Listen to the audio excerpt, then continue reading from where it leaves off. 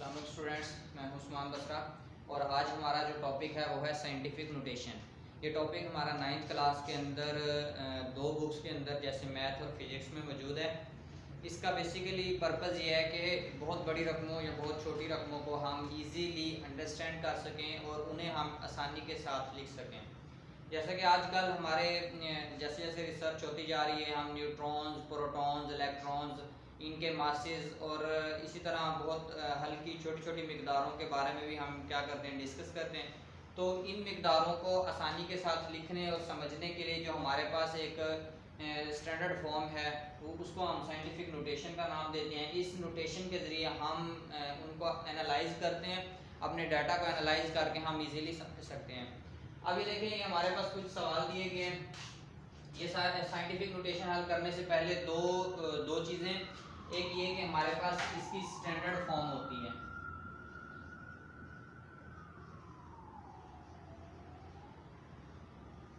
एक हमारे पास standard form और दूसरा इसके अंदर हमारे पास होता है रेफरेंस पॉइंट।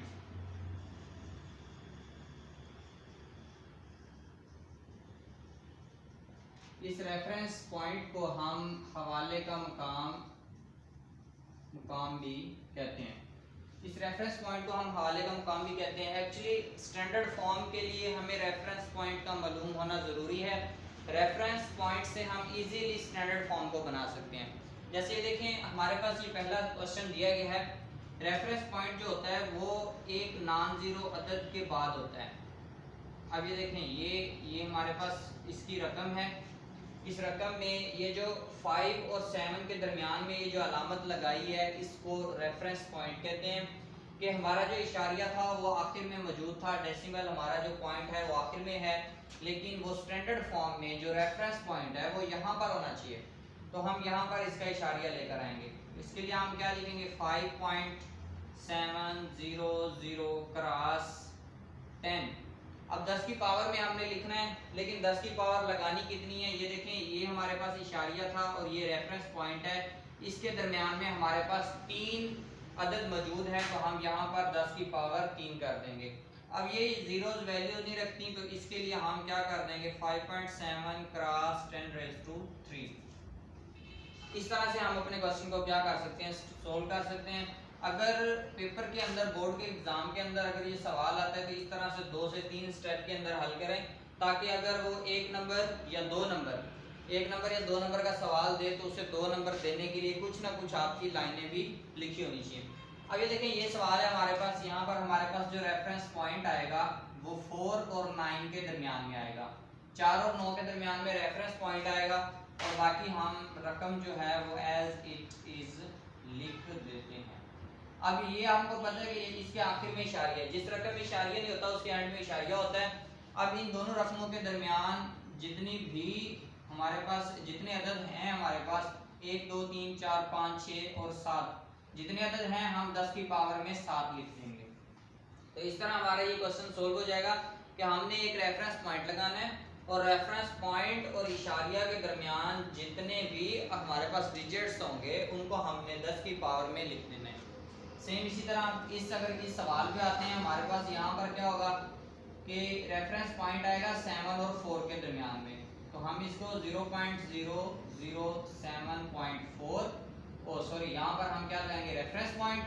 अब ये देखें, इन दोनों के दरमियान में इशारिया और रेफरेंस पॉइंट के दरमियान में हमारे पास 3 अदद हैं, 3 डिजिट्स हैं। हम इन्हें क्या करेंगे, 7.4 क्रॉस 10⁻³ ये माइनस हमने क्यों लगाया, क्योंकि ये रकम हमारे पास बहुत ज़्यादा छोटी है। जब ये उस तरफ जाएगा इशारिया तो ये माइनस में आएगा। अब इसी तरह नेक्स्ट हमारे पास ये क्वेश्चन दिया गया है। ये क्वेश्चन हमारे पास बहुत ही आसान है। इसमें हमने ऊपर अलग स्टैंडर्ड फॉर्म बना देनी है, नीचे अलग स्टैंडर्ड फॉर्म बना देनी है। दोनों के स्टैंडर्ड फॉर्म बनाकर हम इसको रोक देंगे। लेकिन समटाइम्स कुछ बड़ी बुक्स के अंदर, जैसे बड़ी किताबें जो हैं FSC की लगा लें या FSC से ऊपर जो हाई लेवल की हैं, वो इनको मज़ीद भी सिंप्लीफाई करते हैं। लेकिन 9th क्लास के अंदर जस्ट हमने क्या करना है, 2 दफ़ा रेफरेंस पॉइंट लगाना है।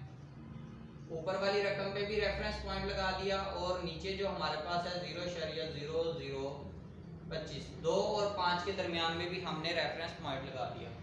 अब इनको 10 की पावर में लिखेंगे तो हमारे पास 2.75 क्रॉस 10 रेज़ टू 3 और 2 कितने हैं 5 हैं, तो 10 की पावर कितनी हो जाएगी 5 हो जाएगी।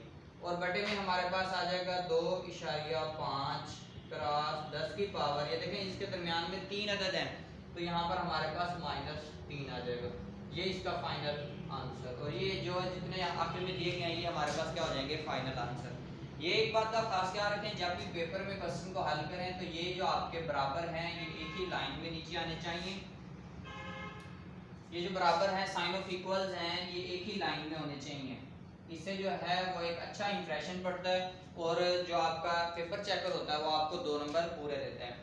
अब इसी तरह कुछ सवाल हमारे पास इसमें मौजूद हैं। इन सवालों की हमें इनकी साइंटिफिक नोटेशन दी गई है, हमने इनके जो ओरिजिनल फॉर्म है ओरिजिनल नंबर्स हैं वो हमने बताने हैं। अब ये देखें हमारे पास एक क्वेश्चन यहाँ पे क्वेश्चन है, पहला लिख लेते हैं 6 क्रॉस 10 की पावर -4।